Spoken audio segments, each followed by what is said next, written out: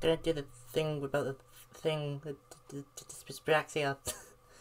That was intentional, by the way. So yeah, today I'm talking about dyspraxia, which was going to be one of the last neurodivergencies I talk about, but fortunately I found a lot more other ones, so the series is not over yet, thank goodness, because I did not want to end it just yet. There are a lot of things I didn't really consider neurodivergencies until I read the list, but it's fine, I guess. But again, today we're talking about dyspraxia, so let's get into it. I don't know how to pronounce this word. Dyspraxia is a neurodevelopmental disorder characterized by impaired coordination of physical movements as a result of the brain messages not being accurately transmitted to the body. Okay, so basically, I mean, if you try to move your hand, it might not move for you, or it might move on its own before you thought to move it. So this one I definitely don't have, like, because I know every time I make one of these videos, I end up thinking I have the neurodivergency, but this one I definitely don't have.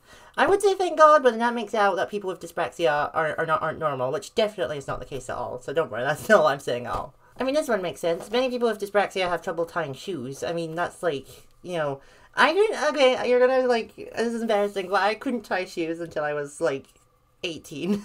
Like, I'm being serious, I couldn't. So I can tie now, like, obviously, you've seen me tie this many times, but it was really hard to tie my shoes, but I got it now, like, you know, like the one adult thing I can actually do, and it's not even an adult thing, you should be able to tie your shoes at, like, 12, you know, like, but yeah, I can do it now, so it's fine, but with someone with dyspraxia, it might not be that easy. I actually did know someone with dyspraxia who I don't really talk to anymore, but, you know, at least I know some things about it. I feel like I did a typo here. Deficits in fine or gross motor skills movements interfere with activities of daily living. It's kind of like what I just said about the tying the shoes. So, like, it might be hard for someone with dyspraxia to, like, pick up a bottle or a cup or something. I was about to pick up this big bottle, but I don't want it on the camera. I'll pick this up. It's just a little stage light thing. Doesn't have batteries in it, though. So, someone might struggle to pick that up, maybe. I don't know. Or even pick up a pencil. You know, I should have done a little bit more research and asked people who actually have dyspraxia. But live and learn. So yeah, that's kind of like what this is talking about. It might be hard for someone with dyspraxia to do little things like that, like tying your shoes. Also, it is also described as a disorder in skill acquisition. I don't know what that word means. Where the learning and execution of coordinated motor skills is substantially below that expected given the individual's chronological age. Okay, I get what it means now. So, if someone's 20, they might have the hands of a 5-year-old. Okay, like, not the actual hands of a 5-year-old, but, like, their hands will be, like, act like a 5-year-old, I don't know. Not stimming, per se, because, like, most people stim. Like, if you do any form of, like, movement that soothes you, that is stimming. So, everyone stims to an extent. But I feel like this one maybe, like, they actually can't control their stimming. I mean, well, no, because I can't control my stimming, because sometimes I stim and I have no idea I'm stimming until someone points it out. So yeah, this one I don't actually know that much about, but I kind of get the gist of it, you know, where, like, your body might act like not its age, basically. Some difficulties may include clumsiness, slowness, inaccuracy of performance of motor skills, like catching objects, using cutlery, handwriting, riding a bike, use of tools, or participating in team sports or swimming, all those kinds of things. I made that sound so natural. That was what was all written there.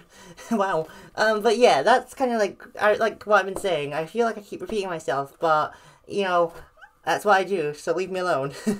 So yeah, like, people with dyspraxia will have trouble doing all those things. Maybe you might have dyspraxia and you have no idea. Although I'm kind of glad that I don't know, because it does sound like it's really hard to deal with. It's often accompanied by difficulty with organization and problems of attention, which, you know, obviously, like, neurodivergencies can overlap with each other, so this sounds like autism and ADHD as well, so there you go.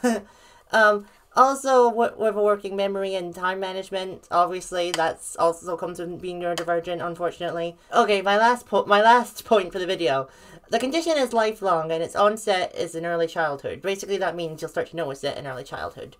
So, yeah, there's no cure for it. There's no cure for any neurodivergency, I'm afraid. So, if you think you're neurodivergent and you want rid of it, sorry, you're stuck with it like the rest of us. But yeah, that's, like, kind of like, I don't know, I feel really bad for people that struggle with dyspraxia. To be honest, I didn't really entirely know what dyspraxia was until I read all this. I thought it was, like, something to do with numbers or something, but I think that's a different neurodivergency. See, like, I'm tying it, told you. But, yeah, I think that, like, you know, if any of you have dyspraxia, please do let me know, because, or don't, you don't owe me that information, but I would like to, like, know more about it that I maybe didn't talk about in this video, like, maybe that's something that I could do for a future follow-up, I don't know. But if you don't want to tell me, that's fine as well, because you don't owe anyone that information. Well, that's my video about having dyspraxia. If you want to let me know again, comment it down below, and like and subscribe, and let me know if you're enjoying this series or not. I don't know if people are, because they're getting some views, but not a lot of comments. But then comments don't actually mean that much, really. I know they're good for the algorithm and that, but, like, sometimes people just watch silently. I don't comment on every video I watch. But, yeah, let me know if you thought this video was good, and if you're enjoying the series, and glad that I've found more neurodivergencies to talk about in the future. But anyway, I'll see you all next time. Bye!